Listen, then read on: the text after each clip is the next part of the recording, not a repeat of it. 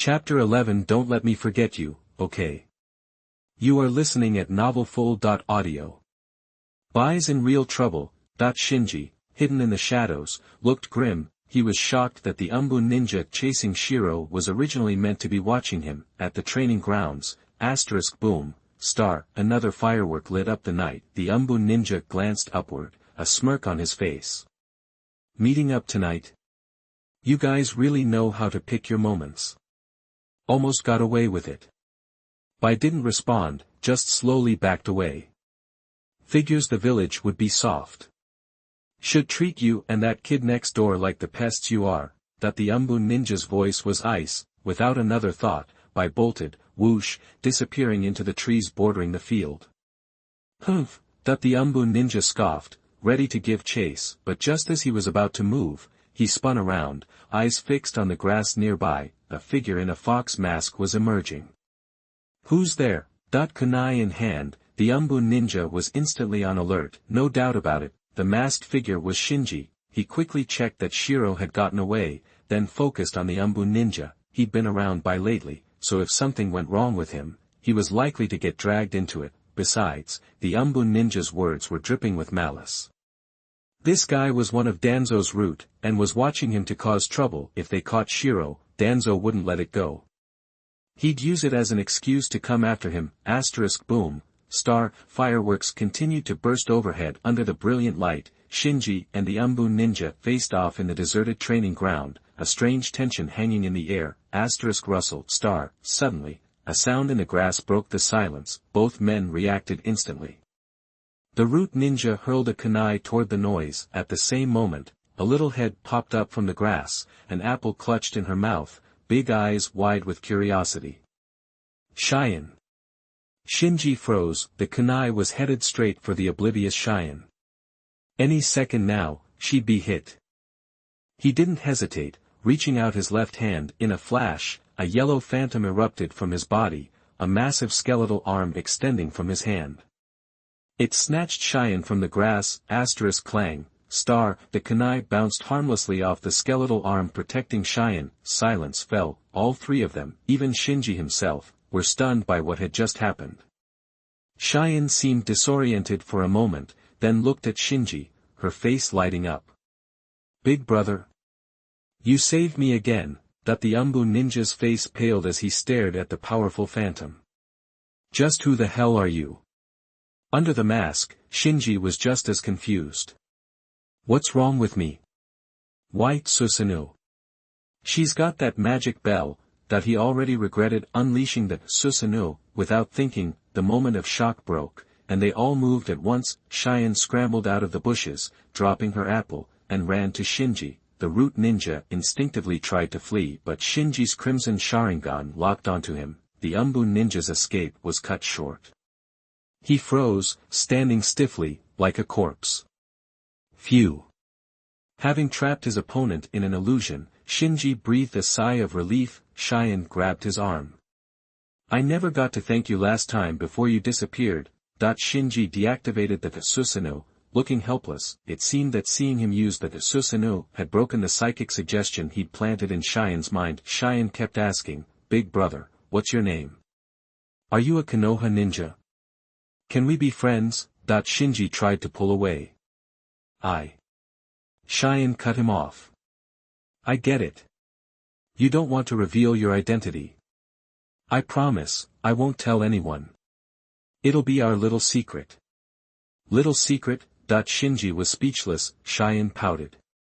Please don't make me forget you again, okay? Fine. Shinji hesitated, then nodded. Cheyenne beamed. Really? Really? Shinji took off his mask, showing his face. If you don't believe me, look me in the eyes. Cheyenne obediently looked up. His eyes held a bewitching light, drawing her in, tempting her to explore. Shinji focused, subtly activating his Sharingan, and planted another suggestion. You haven't met anyone. You haven't met anyone. Cheyenne's gaze blurred, then dulled. I haven't met anyone. I haven't met anyone. Shinji patted her shoulder. Sleep. Cheyenne collapsed, Shinji glanced at the unconscious girl and the root ninja trapped in the illusion. By being in trouble wasn't a surprise. He knew Shiro was from Kirigakura's Ice Release clan, and it was strange for him to be at Konoha's ninja school. Even if Bai was in trouble, he had to help cover it up. That's why he'd stepped in. He needed time to get stronger. He couldn't give Danzo any excuse to come after him. Bai's probably a spy planted in Konoha. Wonder how he pulled that off. Without remembering what the root ninja said, Shinji had a pretty good idea of Bai's identity. Then it hit him. The root ninja mentioned that Bai's contact had chosen the perfect time for the meetup, when nobody would notice. That meant tonight. Right now, the village was short on manpower. He spun around, looking toward the Umbu building. Should I take a chance? Chapter 12 Sasuke Uchiha, you are under arrest. You are listening at novelfull.audio. You should know that the Uchiha clan's police force was in charge of village security back in the day. With the Uchiha clan wiped out, the loss of so many experienced and powerful ninja with visual jutsu hit the village hard, fast. Losing that many top-tier shinobi is going to leave a serious manpower shortage, and with hundreds of ninja and bigwigs from Ghost Country, Sand Village, Mist Village, Rain Village, Grass Village, and Waterfall Village dropping by for the Chunin exams, Konoha's stretched even thinner. Keeping the peace is going to be a nightmare. After all, who knows what those villages are really up to, pretending to be here for the exams. We're definitely going to have to keep a close eye on them, but all that takes bodies. Which means the Umbu HQ, usually locked down tight, is probably going to be a ghost town tonight. It's the perfect place to hide in plain sight. Boom. Another firework lit up the night. The colorful flashes danced across Shinji's face, making his expression hard to read. His throbbing eyes reminded him he needed Fugaku Uchiha's Mangekyo Sharingan, and fast. Otherwise, the longer his own Mangekyo Sharingan went downhill, the lower his odds of pulling this off would get. He tore his gaze away and looked at the root ninja caught in his genjutsu. After catching a glimpse of his Susanoo, the guy knew his only option was to shut his mouth or die, but figuring out how to permanently silence him was going to take some work. He forced himself to stay calm, cleared his head, then walked up to the root ninja, pulled a few explosive tags from his pouch, and stuck them to the guy's shirt. Then, he activated his Mangekyo Sharingan, implanting a mental suggestion: go to the Sand Village's lodging and detonate those tags on yourself. He tacked on one more sentence. Do it where nobody else is around, don't hurt any innocent bystanders. Terror flashed in the root ninja's eyes. He wasn't completely brainwashed, he could still fight it, but the base power of the Mangekyo Sharingan was enough to crush his will for the time being. Even coming from a rookie like Shinji, he went completely blank, turned, and shuffled off toward the Sand Village's section of town, following Shinji's orders. After watching the root ninja go, Shinji glanced at the unconscious Cheyenne on the ground, then spun around and raced toward the Umbu building. A few minutes later, Shinji, who knew the village layout like the back of his hand, had sneaked into the vicinity of the Umbu building. He ducked into the shadows, put on a fox mask, and used the transformation jutsu to disguise himself as an average Umbu ninja. As a former Uchiha, he'd mastered the basic transformation jutsu before he kicked the bucket. After a few private practice runs, it was second nature to him. Thing is, the transformation jutsu's easy to learn but tough to perfect. The bigger the transformation, the more chakra control you need. So, to minimize the telltale signs, Shinji kept his changes subtle this time, just adding some height and Umbu gear. He even used a real mask, which cut down on the flaws even more. Boom. One or two flashy fireworks still popped off in the night sky. Shinji didn't have time to enjoy the show. He was focused on the brightly lit Umbu building ahead, mapping out his next move. Bang. Suddenly, a huge explosion ripped through the distance, much louder than any firework. The blast set off alarms inside the Umbu building. In seconds, 7 or 8 figures bolted out and raced toward the explosion. Shinji took a deep breath and started toward the Umbu building. Just like he thought, the Umbu HQ, normally a fortress, was practically deserted tonight. He strolled right in, decked out in Umbu gear. He walked past an Umbu ninja rushing around on the first floor. He froze, about to activate his Mangekyo Sharingan, but the guy seemed too busy to even notice him. Phew, he let out a breath, then quietly checked out the layout of the Umbu building. The first floor seemed to have just a reception area, a locker room, and a gear room. The important stuff, like the vaults and records, has gotta be on the second floor or underground.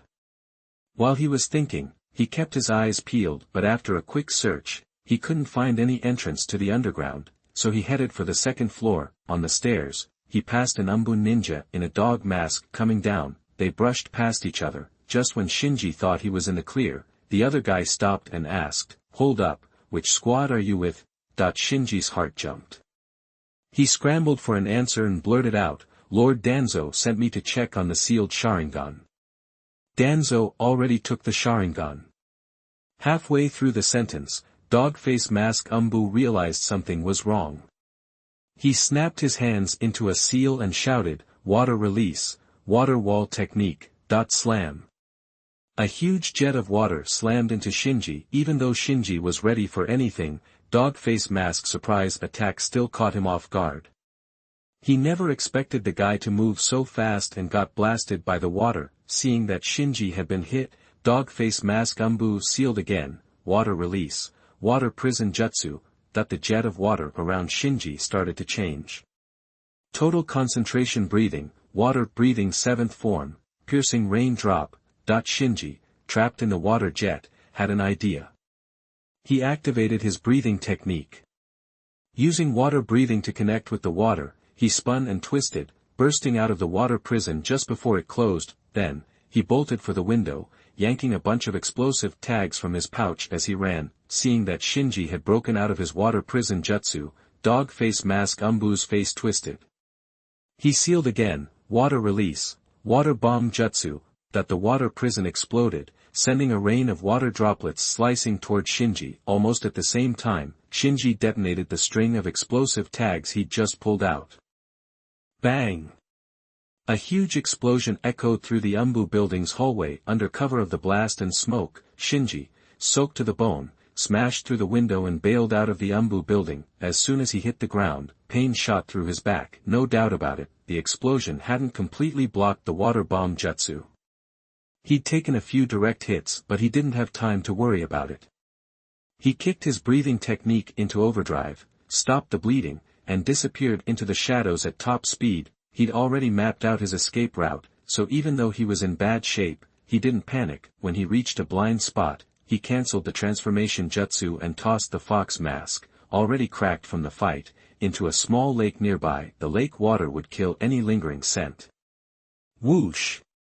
Sasuke popped his head out of the lake. The moment he'd jumped in and been soaked by the water, he'd realized that the reflection of Itachi on the lake was just his imagination. Then, he noticed a damaged fox mask floating nearby. All alone, he swam over, grabbed the mask, came back to shore, stared at the cracks, and asked, "You been dumped too?" Right then, he felt a connection to that broken mask. Swish, swish, swish. In a flurry of wind, several Umbu ninja appeared around Sasuke. Doghead Mask Umbu looked at the dripping wet Sasuke, the fox mask in his hand, and said grimly, "Sasuke Uchiha, you're under arrest." Chapter 13 Tonight, is everyone so busy? You are listening at novelfull.audio. Did you ditch them? Relief washed over Shinji as he wove through the village, Umbu nowhere in sight. Asteriskis, star. The moment he relaxed, a sharp pain shot from the wound on his back. He grimaced, his face tightening. The injury itself wasn't too serious, and thanks to using the breathing method to staunch the bleeding, it wasn't even bleeding much. The problem was explaining it. If Danzo found out that the guys he'd sent to tail him had inexplicably blown themselves up outside the Sand Village garrison, he'd never let Shinji off the hook, even if he had other doubts.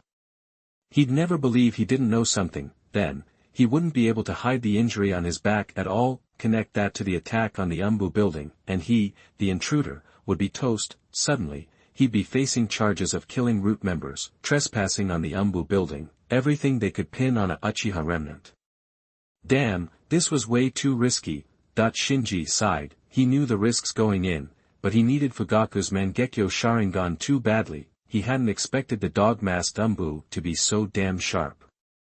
He barely had a second to react before they jumped him, and they didn't give him a moment to breathe. Their ninjutsu was top tier, surprise attack, trap, explosion, one after the other. If he hadn't mastered water breathing, he might have had to bust out Susanoo just to escape. Shinji darted into an alley, weighing his options. Should he bolt from the village? Just then, a figure hurried toward him from the other end of the alley. Karen? Shinji froze. It was his classmate Karen. She clearly hadn't expected to run into him and looked startled, her expression turning awkward, but she didn't stop, or even say hello. She just picked up her pace, trying to hurry past. Shinji, not wanting trouble, decided not to say anything either, but just as they brushed shoulders, Karen stopped, whirled around, and asked, "Are you hurt?" Shinji quickly said, "I was careless during training." Before he could finish, Karen rolled up her sleeve and thrust her pale arm toward him. "Here, bite me." Shinji was taken aback. He knew about Karen's special constitution, her ability to heal injuries, but he hadn't expected her to just offer her arm like that, not even waiting for his explanation. Though confused, he quickly realized this was the best way out of his current mess, so, without hesitation, he looked at Karen's arm, already covered in bite marks, and sank his teeth in. Instantly, a warm current surged from his mouth, converging on the wound on his back. The pain vanished, replaced by a numb, tingling sensation.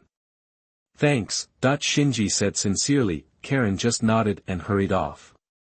"Is everyone in such a damn hurry tonight?"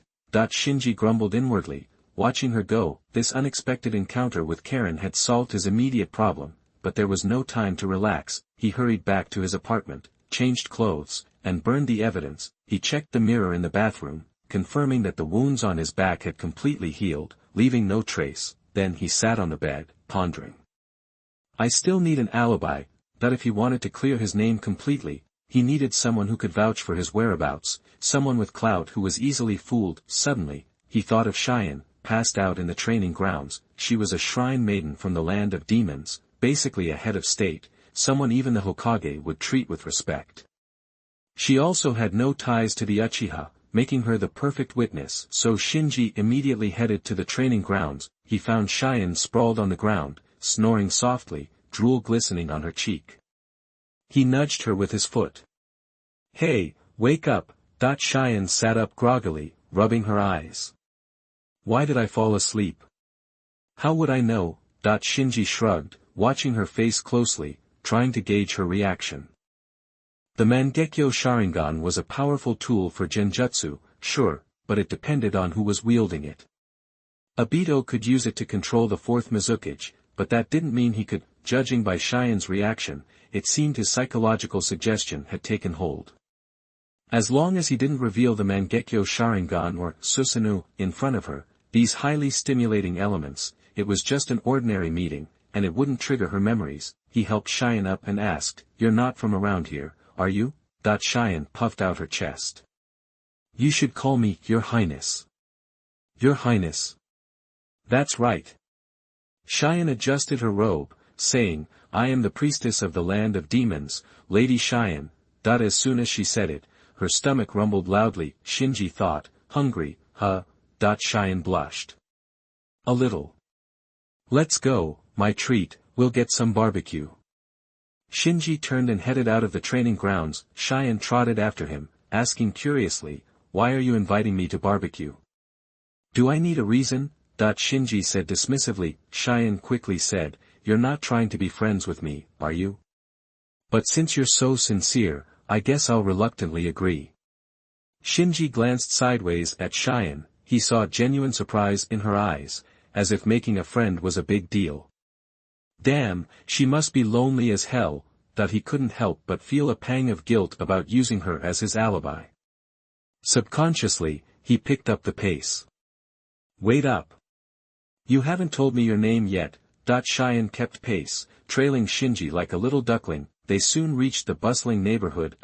Boom, star, fireworks burst in the night sky, eliciting cheers from the villagers. The Root Ninja blowing themselves up and the Umbu building break-in hadn't stopped the fireworks festival. Apparently, following his memory, Shinji deliberately led Cheyenne to the barbecue place had casually mentioned before. Tonight, his classmates were planning to have dinner there and watched the fireworks together. He'd been invited, but he'd turned it down. The smell of barbecue wafted from the restaurant, and Cheyenne licked her lips. Wow, that smells amazing. How about this place, then? Aha, Cheyenne nodded eagerly, practically drooling. Shinji ushered her inside. He could hear the laughter of his classmates upstairs, but he didn't actively seek them out. Instead, he deliberately chose a private room next door. He needed to create the impression that he and Cheyenne had been eating there all evening. Then, he'd find an opportunity to pop in on his classmates, blend in, and make them all witnesses, proving that he had been eating barbecue and watching fireworks all night. Soon, the grill and plates of fresh meat arrived. Shinji and Cheyenne didn't hold back, devouring the barbecue under the dazzling fireworks outside the window. When it was almost time, Shinji began thinking of how to casually show up in front of his classmates. Having enjoyed the meal, Cheyenne threw open the door to the private room and yelled to the owner downstairs, "I made a friend. Tonight, I'm buying the whole place around." The diners upstairs and downstairs cheered. Cheyenne puffed out her chest, glancing back at the stunned Shinji. Click, star. At that moment, the door next door opened, and Tenten said loudly, "Hey, we don't need your treat. Please recommend tickets, monthly tickets. Ask for support. Roll." End of this chapter. Chapter 14, Ziyuan's Fiasco. You are listening at novelfull.audio. As Tian swung open the door to the private room, everyone from the neighboring room swiveled to see Cheyenne and Shinji looking totally out of it. "Well, I guess that's mission accomplished," Shinji muttered, rubbing his forehead. Just then, someone from across the hall called out, "Hey, Shinji. You're here too?" Shinji looked over to see Shiro, decked out in different clothes and looking nothing like he had earlier. Then he noticed something else. Xianglin, who he'd bumped into earlier in the alley, had also changed outfits and was trying to blend into the crowd across the way, avoiding his gaze. "Okay," Shinji said, shaking his head. It was obvious Shiro and Xianglin were both trying to use the class reunion as an alibi, hoping their classmates would vouch for them later. Tian spotted Shinji and chirped, "Shinji, come join us." "It's on me tonight." Ziyuan protested. "Hey, I'm paying." Tian scoffed, "Too bad, I booked this place." Amid the chatter, Shinji and Cheyenne joined the others in their private room. Once seated, Shinji scanned the room. Even Niji Hinata, who usually acted like he was too good for everyone, was there, shoveling barbecue into his mouth with chopsticks. He was super focused. Right there with him was Shaoli, whose mouth was glistening with sauce. Those two. Shinji knew they were just there for the free food. Catching Shinji's eye, Shaoli blurted, "Shinji, this barbecue is amazing. You gotta try it." Niji just gave Shinji a quick glance before going back to devouring the mountain of meat in front of him. "So much for your rich kid manners." Shinji thought to himself. Just then, Bai leaned in and whispered, "If I'd known you were going to be out and about too, Shinji, I would have invited you to come along."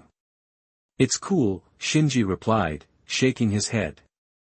He knew Shiro was from Kirigakure, so he was either working for some big shot in the village, or he was a Kirigakure spy. Thinking about Shiro's mysterious rendezvous earlier that night, coinciding with Kirigakure's arrival in the village, he was pretty sure there was a connection. If he remembered right, Kirigakure was still under Obito's thumb. He couldn't figure out why Kirigakure would want to plant Bai in Konoha, or how they even managed it, but he had a hunch Bai was probably targeting him, more specifically, him as a member of the Uchiha clan. He glanced over at Xianglin, who was sitting quietly in the corner. He remembered that Xianglin and her mother had been exiled to Grass Ninja Village, so her sneaking around tonight probably had something to do with them. But why Grass Village would send her to Konoha, Shinji couldn't figure out. Even if she didn't know anything, Xianglin's special abilities made her more valuable than any regular medical ninja. "Everybody's got something going on."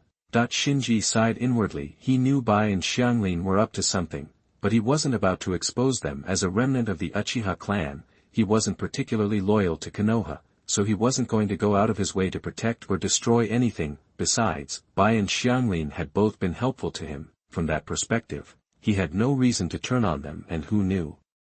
Bai and Xianglin might represent Kirigakure and Grass Village, so maintaining the status quo gave Shinji more options. Focusing his thoughts, he replayed the break-in at the Umbu building. The Umbu with the dog mask had obviously sensed a lie in his words and acted immediately. The Sharingan aren't already taken by Danzo. He mulled over the unfinished sentence. His answer must have given him away. Combining that with the Umbu's unfinished statement, he started to form a theory. Could it be that Danzo has already moved the Sharingan and they're not in the Umbu building anymore? Shinji frowned. If he remembered correctly, after the Uchiha massacre, the third Hokage was supposed to have disbanded Danzo's root organization, so he hadn't expected Danzo to still have the power to just take all the Sharingan from Umbu. Those three really loved Danzo. After analyzing everything, Shinji realized that tonight's adventure wasn't a complete waste.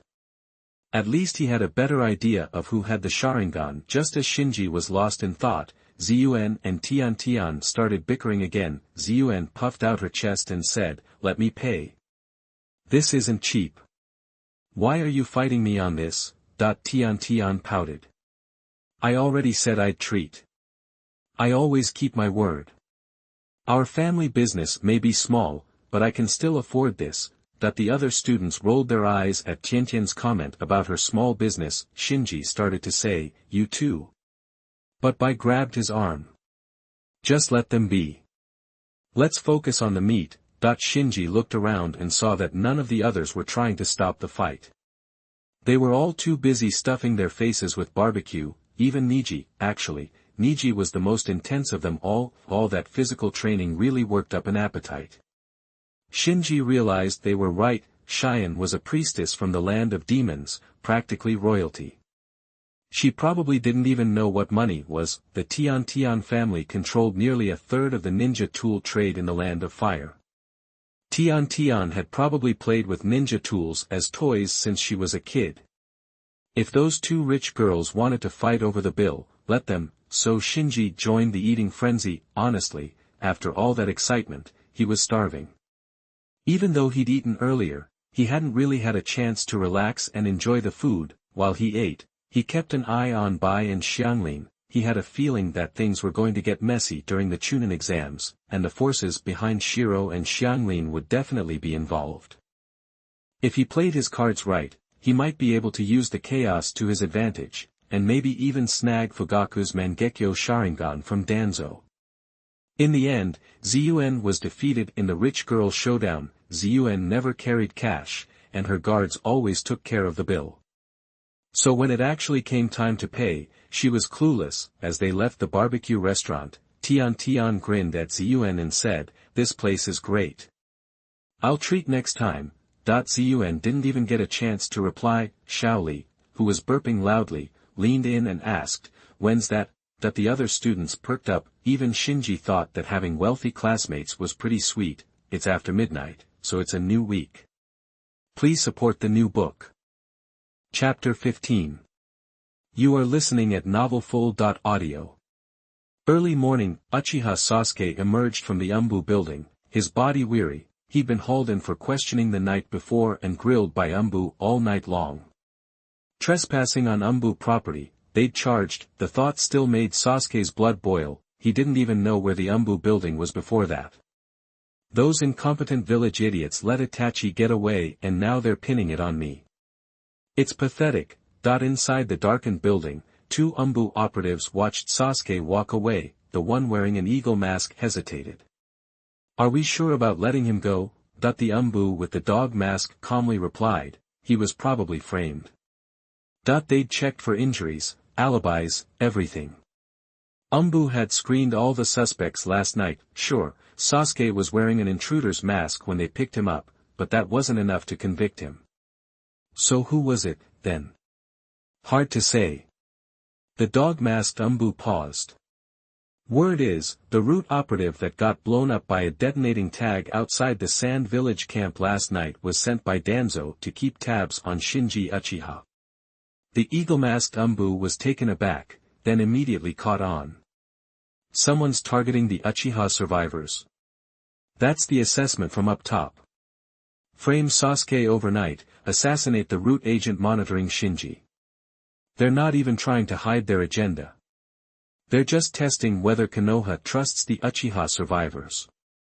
The dog-masked Umbu was holding back part of the truth. He suspected the real goal was to dig up the truth about the Uchiha clan massacre, the fall of Konoha's wealthiest family.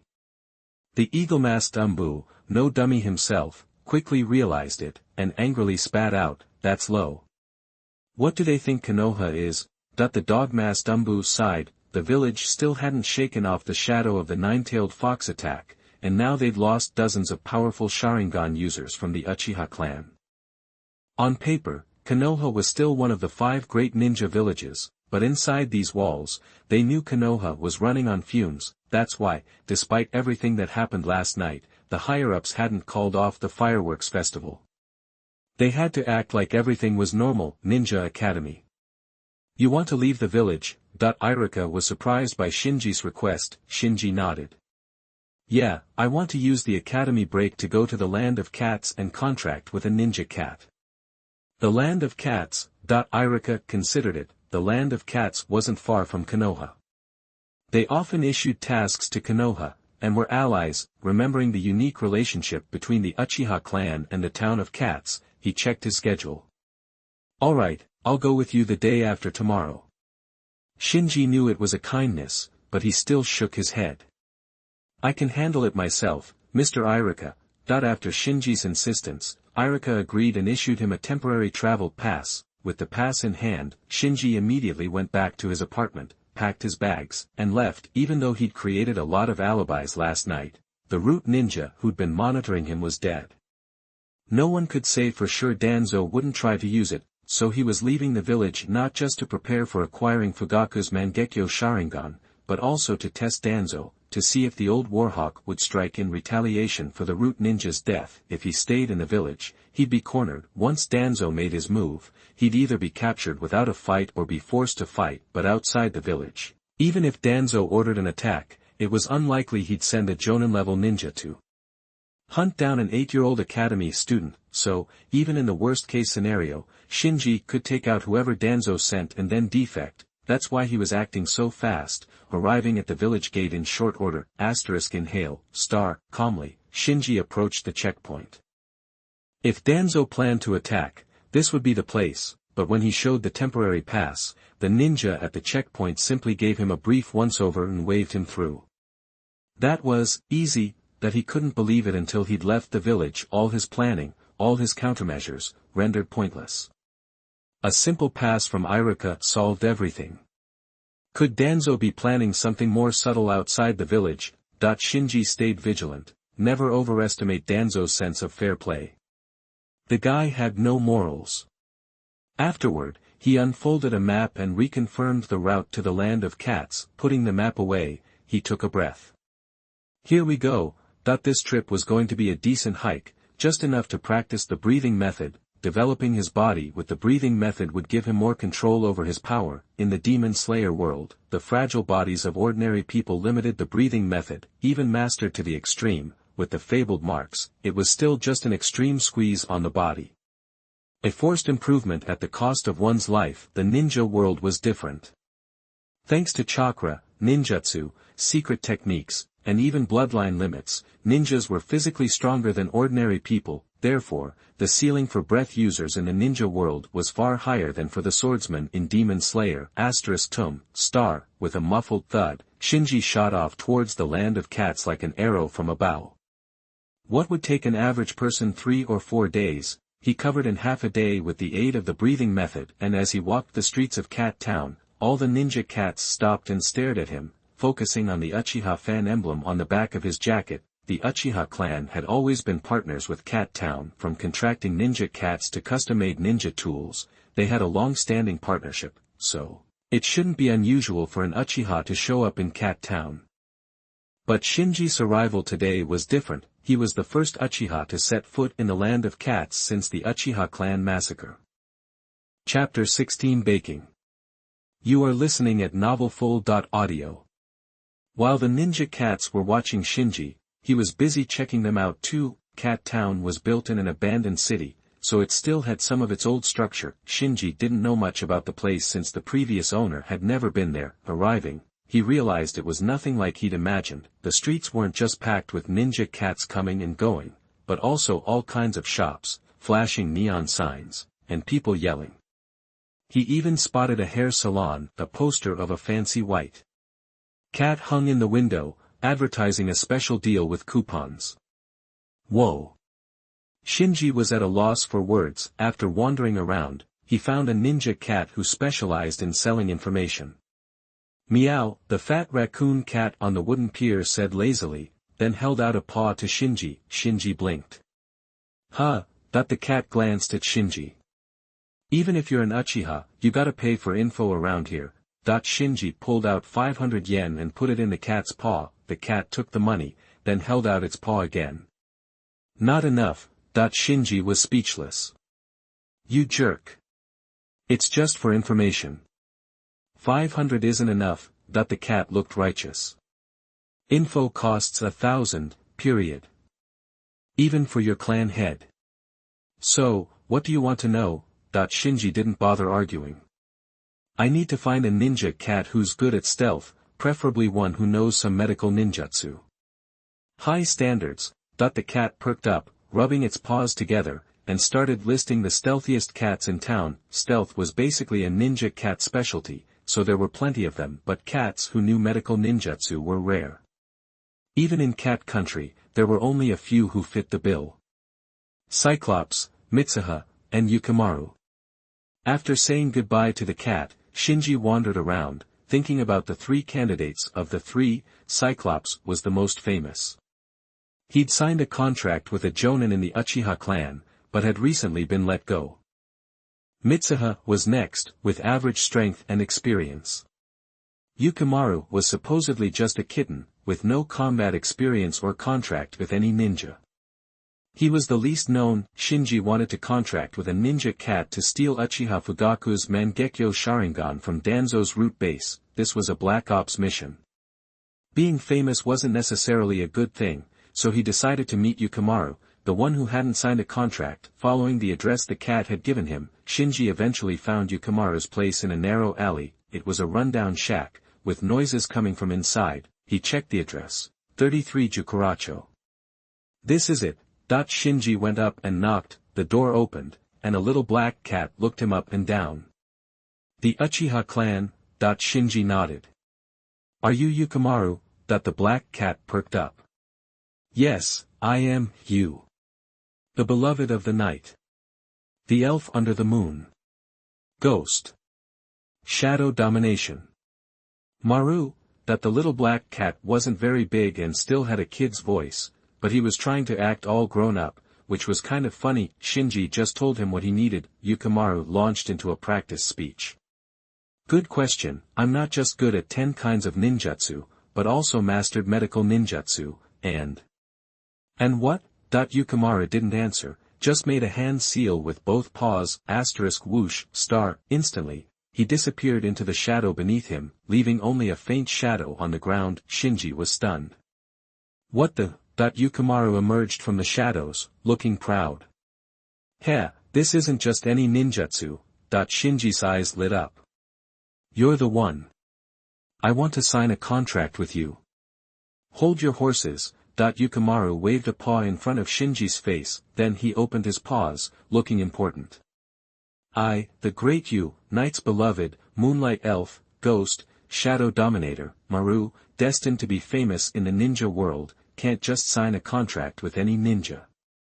Shinji frowned. What conditions do you have? Yukimaru circled Shinji, looking him up and down critically. Have you awakened your Sharingan? What's your position in the Konoha police force? Are you a chunin? Do you get an allowance? Shinji looked awkward, feeling like he was applying for a job. Yukimaru wagged his tail. Hey, don't tell me you're just a ninja who hasn't even awakened his Sharingan. Shinji said, well, I'm still in ninja school. Yukimaru spat. A student?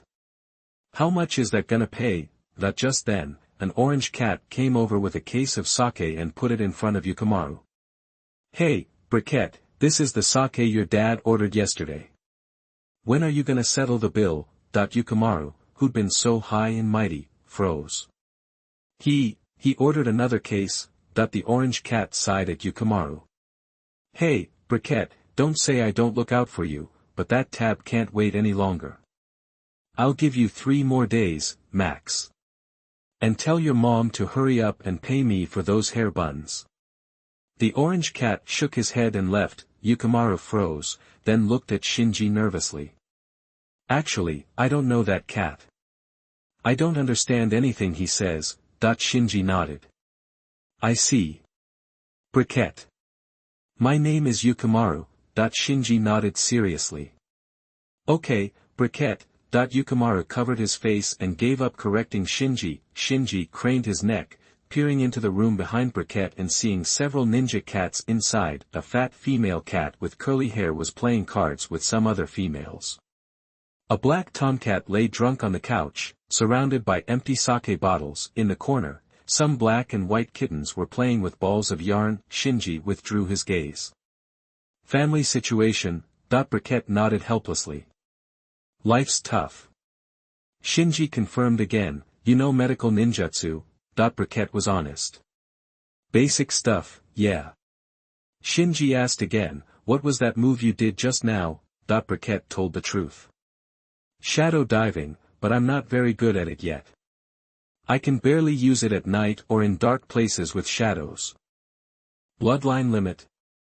Shinji was secretly thrilled. Briquette wasn't an adult yet, but he was perfect. He made up his mind and said, I'm very satisfied with your abilities, and I'm sure you'll be satisfied with mine too. Briquette was curious.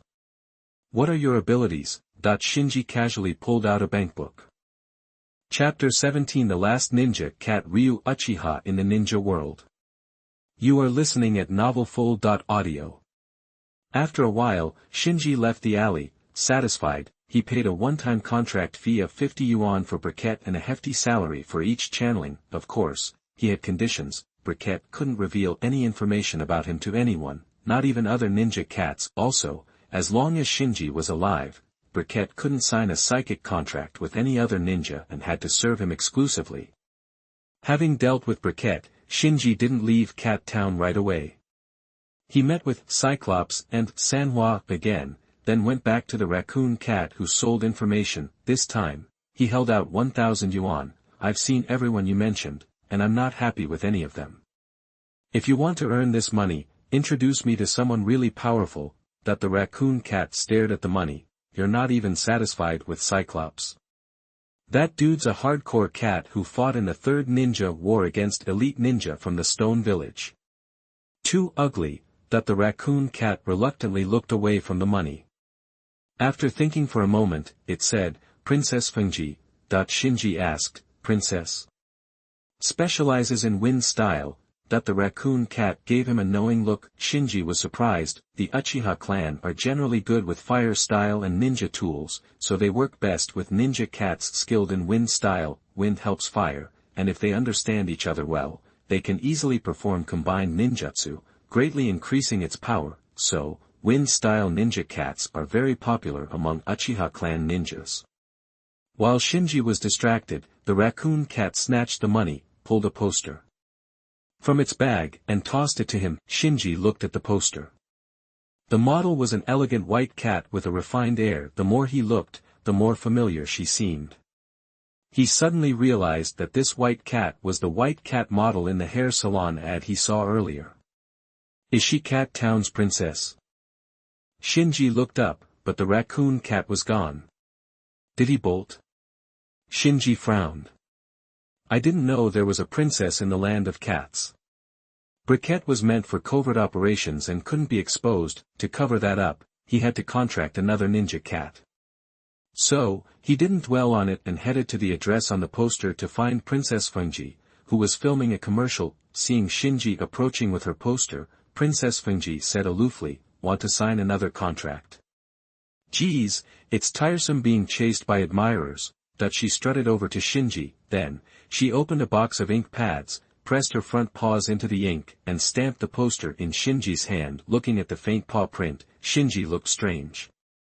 I'm not here for an autograph, Princess Fengji said, annoyed. If you want a photo, I advise you to drop that disrespectful idea.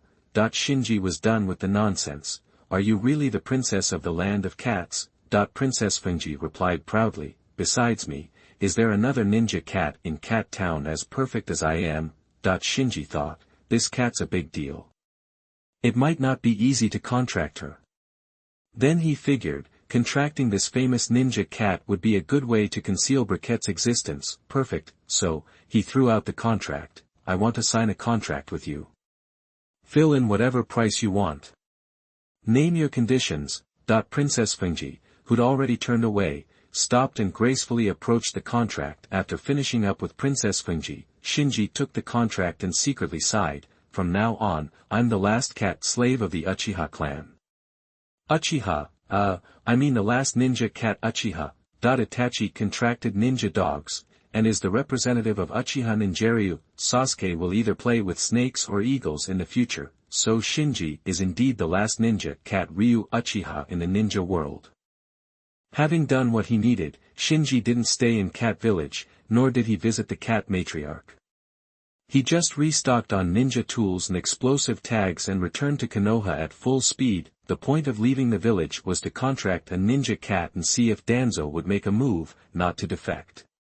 The longer he stayed away, the less safe he was. Galloping along, he finally saw Konoha's fence at dusk.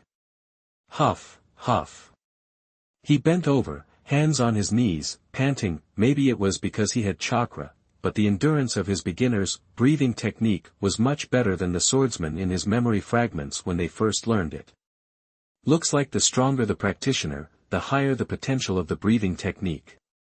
After catching his breath, he headed toward the village gate. The ninja guarding the gate was a little surprised to see Shinji back. Cat Village wasn't far, but normally, Shinji, an 8-year-old ninja academy student, should have returned at the earliest tomorrow, but he was back before nightfall today. After canceling the temporary pass at the registration office at the village gate, Shinji headed straight for his apartment. He thought, the guy sent to watch me died, and Danzo didn't do anything. That's not like him. Did something happen last night that's distracting the village elders? Can't they focus on me for a while? Thinking about the chaos of the night before gave him a headache. So many things happened that even after sorting them out several times, he still couldn't be sure he hadn't made any unintentional mistakes. As soon as he got back to the apartment, he ran into Irika and two Umbu, leading Shiro downstairs. Shiro's been arrested? He looked serious, ready to fight. Irika saw Shinji and looked surprised. Shinji? You haven't left the village. Shinji watched Irika and the others. Seeing they didn't seem hostile, he said, Mr. Irika, I just got back. Who are they? Irika didn't answer Shinji right away. He nodded to the Umbu and patted Shiro on the shoulder. Don't worry, you'll be fine. Shiro replied calmly, I know. Soon, two Umbu led Shiro away. Watching them go, Shinji turned to Irika. Mr. Irika, why did the Umbu take Shiro? After hesitating, Irika said, today, the village received a protest from the Mist Village. They want us to hand over Shiro. What? Shinji didn't respond for a moment. Considering his words, Irika paused before saying, actually, Shiro's family isn't from Konoha. Shinji didn't answer, staring at Irika with puzzled eyes. Sighing, Irika said, Shiro is from the Yuki clan, a bloodline clan from the Mist Village. For some reason, the Mist Village wiped out the Yuki clan, so the village took in the Snow clan orphan, Shiro. Shinji's face darkened. So the Mist Village protested and wants us to hand Shiro over. Irika thought Shinji was thinking about his own life. Don't worry, the village won't hand Shiro over. The Umbu were sent by the Hokage to escort Shiro to a safe house. The new book asks for votes and support, please students. Chapter 18. You are listening at novelfull.audio. Got it, Shinji said, pulling out his key. Before heading inside, he told Irika, thanks for the pass this morning. Irika, caught off guard, replied, no problem. Shinji nodded, went inside, and shut the door. He let out a sigh of relief as he lay on the bed. Hadn't been arrested, meaning last night's incident was still under wraps. Kigikure's putting pressure on village VIPs. He smirked. He'd been unsure who Shiro was really working for, but Kirigikure's move made it crystal clear. Shiro was their spy in Konoha. Kirigikure's play today. Publicly, they're using Konoha, but on the sly, they're shielding Shiro. the logic simple and Konoha taking buy-in? Totally makes sense. First off, the hidden mist wiped out the Snow Clan, Bai's people. So, naturally, everyone would assume Bai held a serious grudge against the mist. Second, Kirigakure once tried to unleash the three tails inside Konoha. In that fight, Kakashi had to kill Noara Rin, who'd been turned into the three tails Jinchuriki, that created bad blood between Konoha and Kirigakure, so Konoha's brass wouldn't pass up a chance to hit back. Lastly, Bai's likely the only ninja around with the ice release bloodline limit. If Konoha took him in, ice release could become one of their bloodline limits in a few decades. With the motivation and the payoff, the idea that Bai was a mist spy could be thrown out the window, making the village's decision to protect Bai completely reasonable. After all, Kirigakure wouldn't destroy their own bloodline limit family just to plant a spy. Shinji shook his head. The village might have miscalculated big time. Sure, Bai's got the ice release bloodline, but he was already an outcast before the hidden mist wiped out his clan. Meaning, he wasn't exactly a core member. Plus, with Bai's personality, it's a stretch to think he's hung up on revenge. If the village really hands over Shiro, it would be a joke. Shinji thought. This was bad news. If Kirigakure doubled down and threatened war, the village might cave and hand Shiro over. It's happened before. Confirming Shiro was a mist spy had him second-guessing. Could Kirigakure have set up Shiro to approach me? He was lost on what the mist's endgame was. Even so, the mist stunt today lowered the odds of the village investigating Bai, making him a lot safer. Plain invasion detected. Countdown, 2, that mysterious voice popped up again, reminding Shinji the invasion was closing in. He shot up in bed, cleared his head, and shelved the Bai issue to focus on himself. If I can snag Uchiha Fugaku's Mangekyo Sharingan before this thing hits, it'd be a solid safety net, and I could even try to goose my ratings for bigger rewards. You want me to save the ninja world, sorry, I'm here to fleece ya, As he was thinking, Shinji unfolded a map of the village on the bed. Okay, forget the central blocks, residential areas, the Hokage building, hospital, ninja school, Hyuga compound, Nara clan's deer park, Inazuka's kennels, Shino's bug farms. He crossed off each area with a pen. He had no clue where Danzo's hideout was, so he was stuck hunting on the map. Konoha was big, but not that big. After cutting out the core areas, businesses, neighborhoods, and all the clan lands, he wasn't left with much. After a final sweep, Shinji zeroed in on an area.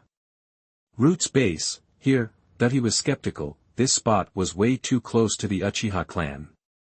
If Danzo's lair was there, he'd be asking for trouble from the Uchihas. Objections or not, he dug up memories from the original Shinji. The guy rarely went near that area, like it was off limits. He circled a few other likely spots on the map, places where Danzo could be hiding. Once that was done, he stashed the map and went to the window. Night was falling, and the streetlights were on. In the distance, the ninja school's lights were blazing. The teachers were probably cramming for tomorrow's Chunin exams. Gotta wait for another village riot during the Chunin exams to make my move. Shinji wasn't going in blind this time. He needed an opening. Meanwhile, in the village, Sasuke, grilled all night, grabbed a bite after sleeping all day, then wandered aimlessly to a stream. Why is the world picking on me?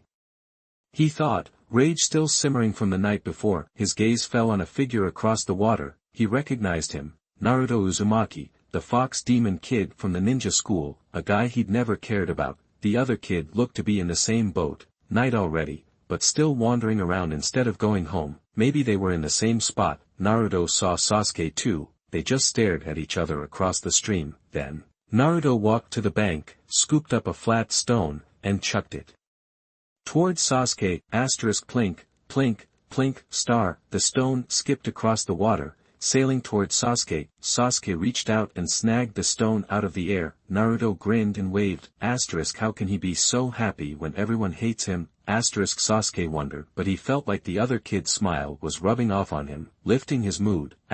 Boom. Star. An explosion ripped through the woods behind him. Sasuke glanced back. Fireworks? He didn't see that the two Umbu guards secretly watching him and Naruto had already bolted towards the explosion. End of this chapter. Chapter 19 Opportunity. Part 3. You are listening at novelfull.audio. Chapter 19, Opportunity. In the woods, a whoosh sound cut through the air. Two Umbu, tasked with guarding Naruto and Sasuke, sped toward the source of an explosion. At the epicenter, Xianglin sat dazed, her eyes vacant. Beside her lay a Konoha ninja, covered in blood and severely wounded. The Umbu scanned the area, then approached Xianglin, asking, "What happened?" Xianglin pointed, "Someone ambushed me." Luckily, Mizuki-sensei was nearby. He was hurt, and the attacker fled that way. The Umbu understood the gravity of the situation. Xianglin was on the Umbu registry. They all knew she was the Uzumaki clan orphan. Someone dared try to kidnap her right in the village. The nerve. The two Umbu exchanged a look, silently agreeing on a plan. One would return to Naruto and Sasuke to prevent an assassination, while the other would relay the news and pursue the attacker. Whoosh, star, they vanished. By the river, Sasuke, hearing no more disturbances, looked away and hefted a stone. Naruto waited eagerly for him to throw it. Seeing Naruto's clear eyes and bright smile, Sasuke's lips curved into the first smile he'd had since the massacre. He threw the stone, skipping it across the water toward Naruto. Plink, plink, plink, star. The stone bounced perfectly toward Naruto, who reached out to catch it. Slam, star. Just as the stone reached him, a flurry of explosive tags, carried by the wind, rained down on Naruto from all sides. The Umbu returning from the woods witnessed the scene and froze in shock. In his apartment, Shinji had showered early. Traveling back and forth to the cat village was exhausting, and he wanted to rest. He checked his ninja pouch, organizing the tools and explosive tags he'd restocked, then lay down. Another day. He closed his eyes. Boom. Boom. Boom, star. Massive explosions rocked the distance. The bed trembled. He jumped up and looked out the window. The night was ablaze, the sky stained red with flames. What? He knew the Chunin exams would bring unrest, but not this quickly, or this violently. His sleepiness vanished, and his mind raced. An explosion of this magnitude meant the village was in chaos. He checked his pouch, changed into his gear, and donned his mask. The movements flowed smoothly. He quietly slipped out of the apartment. Ignoring the explosions, he stuck to the shadows, heading toward the area he suspected was Danzo's base. This has to be it. Hidden in the bushes, he scanned the area for clues. Swish. Swish, star. Two figures darted across his vision, rushing toward the explosions. They were incredibly fast and stealthy. He only spotted them thanks to his Sharingan. No regular Umbu would be guarding a place like this. He grinned. The village's manpower was stretched thin.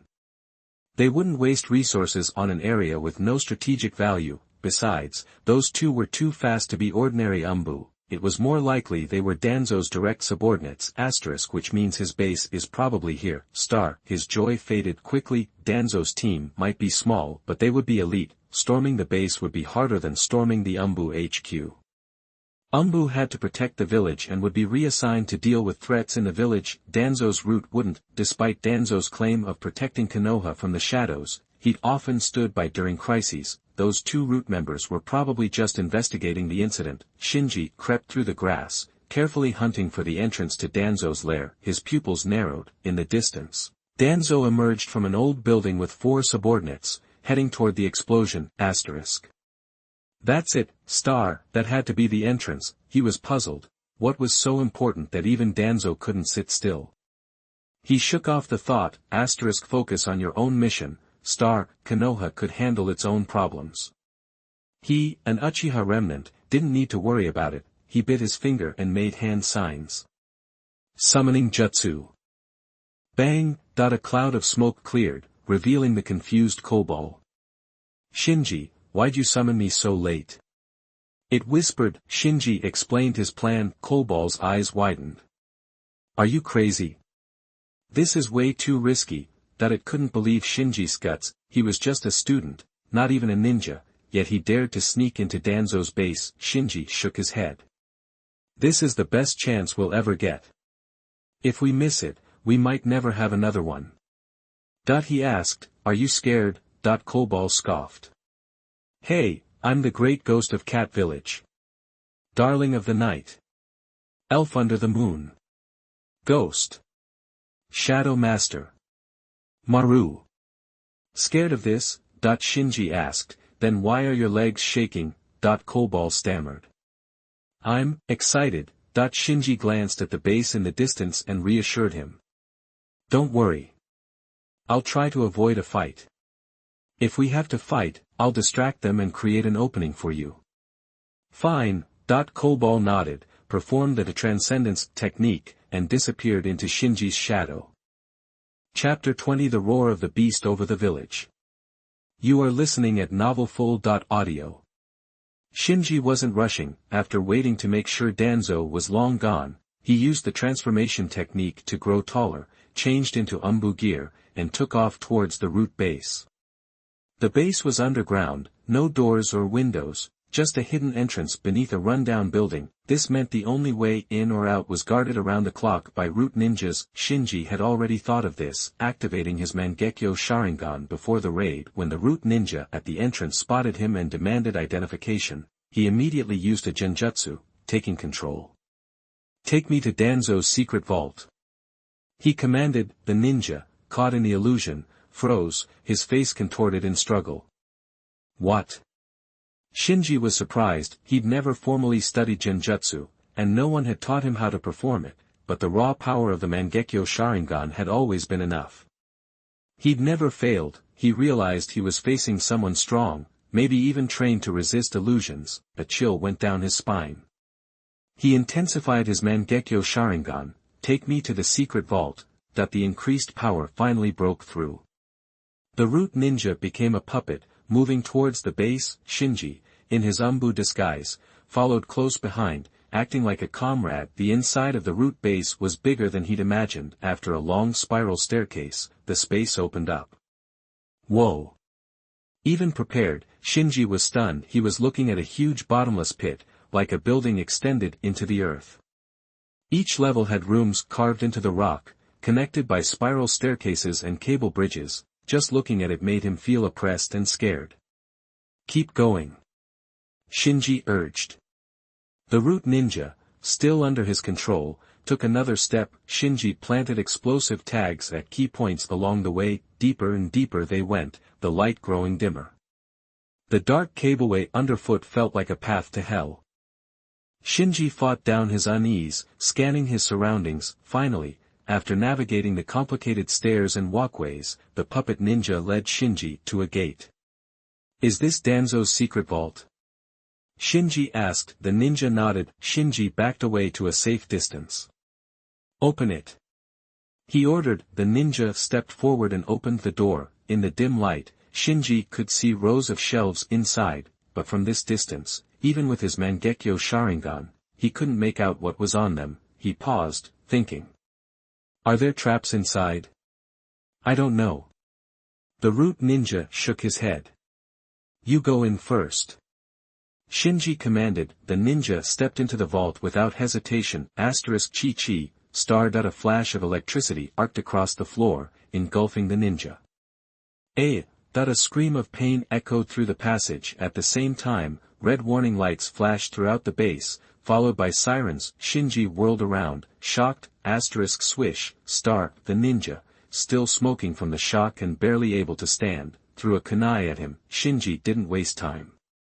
He dodged the kunai and bolted out of the tunnel, taking off towards the spiral staircase. Glancing around, he saw several figures charging towards him from all directions, sirens blaring. He looked back. The root ninja he'd shocked was chasing him out of the tunnel. Shinji breathed a sigh of relief as he raced up the stairs. He pulled out kunai wrapped with explosive tags from his pouch. He threw them one by one at the spots he'd rigged on the way in. Boom. Boom. Boom. Explosions ripped through the root base.